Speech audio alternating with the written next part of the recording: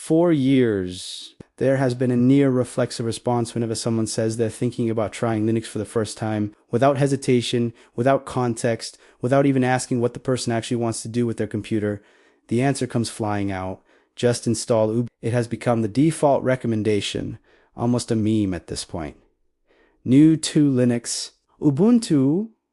Switching from Windows, Ubuntu. Curious about open source, Ubuntu. Grandma needs a computer, Ubuntu. And today, I want to challenge that reflex. Not because Ubuntu is terrible, not because it's unusable, but because the automatic, uncritical recommendation of Ubuntu to beginners has become outdated, lazy, and in many cases, actively unhelpful. Let's start by acknowledging reality. Ubuntu played an enormous role in making desktop Linux accessible. There was a time when installing Linux meant wrestling with drivers, editing configuration files manually, compiling kernels, and printing your Wi-Fi card would be recognized. Ubuntu simplified that. It offered graphical installers, sunny defaults, and a predictable release schedule. It marketed itself clearly. It built community forums that were searchable and helpful. For a long time, recommending Ubuntu to beginners made perfect sense. It was miles ahead in user-friendliness compared to many alternatives. But that was then. The Linux ecosystem has changed dramatically. The average beginner's expectations have changed even more. And the problem isn't that Ubuntu exists. The problem is that the Linux community often acts like nothing else does. When you recommend Ubuntu today as a blanket solution for beginners, you're ignoring how diverse user needs have become. Not every beginner is the same. Some are gamers. Some are developers. Some just want a stable computer for email and Netflix. Some want a lightweight system for an old laptop. Some want something that looks familiar to Windows.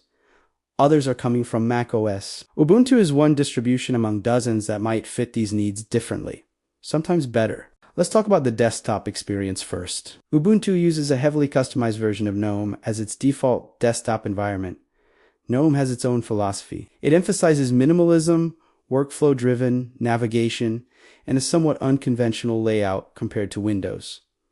There's a top bar instead of a taskbar. There's a dock on the left. Window controls are slightly different.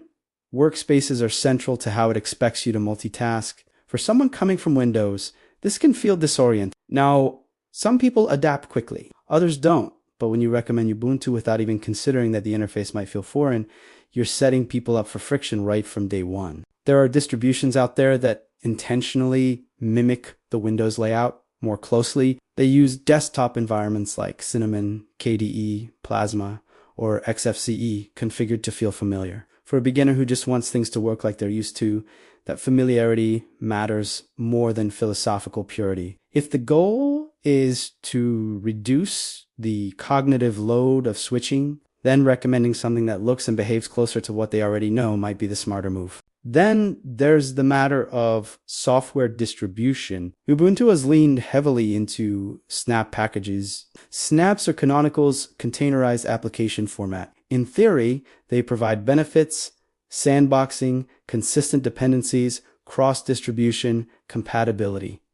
In practice, they've introduced controversy. Many users complain about slower startup times for certain applications. Some dislike the centralized control of the Snap Store. Others are frustrated by the way Snap packages sometimes override traditional package management without clear communication. Imagine being a beginner who doesn't even understand what a package manager is yet. You install Ubuntu. You try to install a browser or an app. You don't know whether it's coming from APT, from Snap, from APPA, or from somewhere else entirely. Then you encounter subtle issues, maybe performance quirks, maybe theme inconsistencies. You go online to search for help and you're bombarded with discussions about Snap versus Flatpak versus native packages. That's overwhelming. That's noise a beginner doesn't need. Other distributions have chosen different approaches. Some prioritize Flatpak integration more seamlessly. Some stick more closely to traditional package management. Some avoid imposing one ecosystem over another. The point isn't that Snap is evil. The point is that Ubuntu's choices are no longer neutral or invisible. They shape the beginner experience in ways that may not always be ideal. Another major issue is performance expectations. Ubuntu is not the lightest distribution on modern hardware. It runs fine. But many beginners exploring Linux are doing so precisely because they have older machines. They've heard Linux can revive aging hardware. They dig an old laptop out of a drawer, one that struggles with the latest Windows updates, and they install Ubuntu. The result can be underwhelming. GNOME can feel heavy on limited RAM. Animations can stutter. Boot times might not feel dramatically better than what they were trying to escape. Now imagine if that same user had been guided toward a lightweight distribution with a more efficient desktop environment, something designed specifically for lower-end hardware. Their first impression of Linux would be dramatically different. Instead of "this feels just as slow as Windows," they might think, "Wow, this thing flies." First impressions matter. When we default to Ubuntu, we sometimes rob beginners of the best possible first impression. Let's also address the corporate angle. Ubuntu was developed by a company with clear business interests. There's nothing inherently wrong with that. In fact, corporate backing can provide stability and resources, but it also means decisions are sometimes driven by enterprise priorities rather than desktop user experience. Over the years, Ubuntu has made abrupt changes, shifting desktop environments, experimenting with different display servers, introducing and removing features, pushing certain technologies aggressively. For seasoned Linux users, these shifts are part of the landscape. For beginners, they can feel confusing and unstable. Consistency is crucial when onboarding new users. If tutorials from 3 years ago no longer apply because the interface changed significantly, that creates friction. If advice from forums conflicts due to different packaging systems or design decisions across versions, that erodes confidence. A beginner doesn't yet have the mental model to filter outdated information from current best practices. There's also the issue of community culture. Ubuntu forums and support spaces are vast. That's both a strength and a weakness.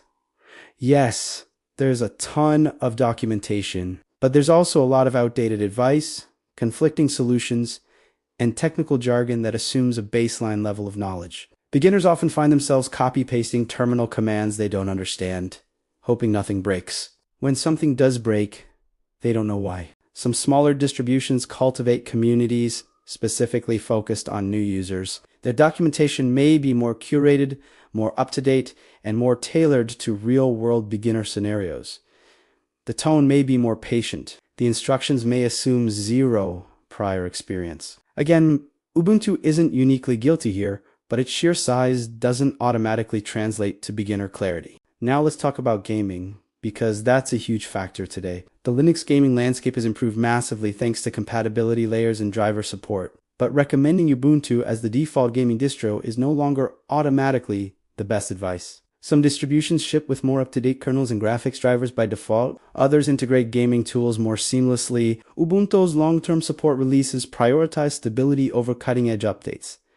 That's great for servers. It's not always ideal for someone trying to squeeze maximum performance out of a new GPU. A beginner gamer who installs Ubuntu LTS might find themselves needing to add repositories, update drivers manually, or navigate confusing driver selection tools. That's not impossible, but it's extra friction. If there are distributions that streamline this out of the box, why cling to an old default recommendation? There's also a psychological component to consider. When the community pushes Ubuntu as the beginner choice, it subtly reinforces the idea that Linux is hierarchical, that you start with Ubuntu, then graduate to something else later, that more advanced users move on to other distributions once they outgrow it. That narrative creates unnecessary gatekeeping. It implies that one distribution is training wheels, and others are the real deal. But Linux doesn't need training wheels in that sense. Many distributions are perfectly accessible from day one. Some are even simpler. Others are more transparent about what they are and what they aren't.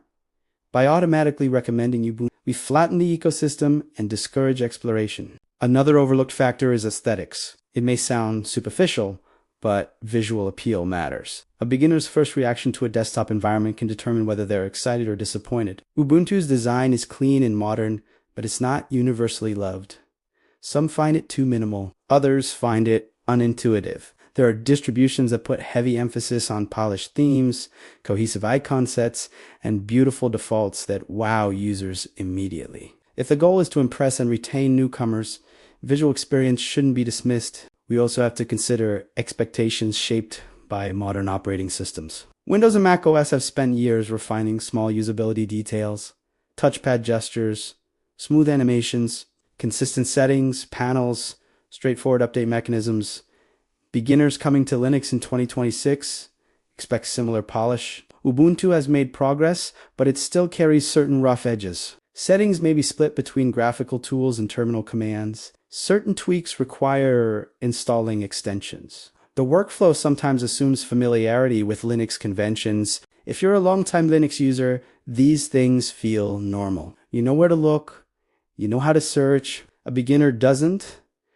And when we recommend Ubuntu without context, we're assuming that what feels intuitive to us will feel intuitive to them. So what's the alternative? The alternative is to never recommend Ubuntu. The alternative is to stop recommending it automatically, start asking questions instead. What hardware are they using? What are they planning to do? Do they want something that looks like Windows? Are they interested in customization? Are they comfortable learning some technical details? Or do they want something that stays out of the way? Once you have those answers, your recommendation might still be, but now it's intentional. It's contextual. It's thoughtful. The Linux community prides itself on choice, on diversity, on freedom. Yet, when it comes to beginners, we often reduce that freedom to a single name. That contradiction should make us uncomfortable. If we truly believe in the strength of the ecosystem, we should be confident enough to present options. There's another subtle harm in over-recommending Ubuntu.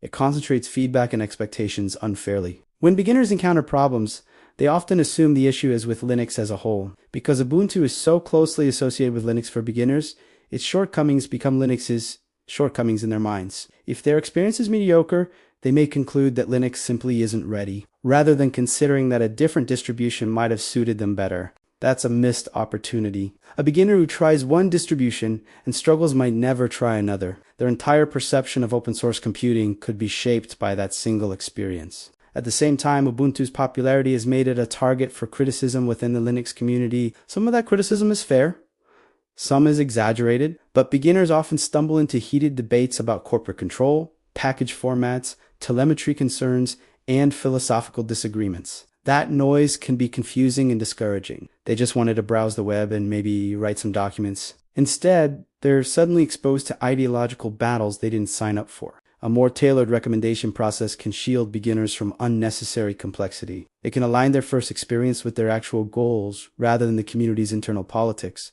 It's also worth noting that the technical barrier to installing and trying different distributions has never been lower. Live USBs are easy to create. Installers are graphical and straightforward. Many distributions offer similar levels of hardware detection and driver support. The playing field is far more level than it was 15 years ago. The argument that Ubuntu is uniquely beginner-friendly doesn't carry the same weight it once did. And let's be honest about inertia. Many people recommend Ubuntu simply because that's what they started with. It worked for them years ago, so they assume it's still the default answer. But technology evolves, user expectations evolve, the ecosystem evolves, advice should evolve too. When someone asks for a Linux recommendation and we immediately say Ubuntu, we're not engaging with them.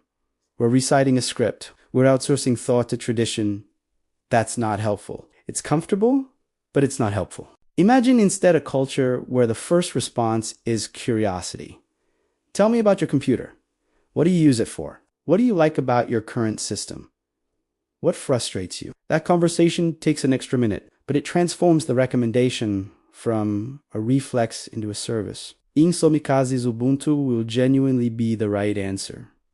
It has strong documentation. It has predictable release cycles. It has wide hardware compatibility. It's stable. Those are real strengths, but those strengths don't automatically outweigh every other consideration for every beginner. The core message here isn't anti-Ubuntu. It's pro-intentionality. Beginners deserve better than a one-size-fits-all answer. They deserve recommendations that reflect their unique situation. So the next time someone says they're thinking about trying Linux, resist the urge to type Ubuntu immediately. Pause, ask questions, consider the landscape, recognize that the ecosystem is richer and more nuanced than a single default choice. Because when we stop recommending Ubuntu automatically, we're not diminishing it. We're respecting both it and the beginner enough to treat the decision seriously. And that's how you build a healthier, more welcoming open source community.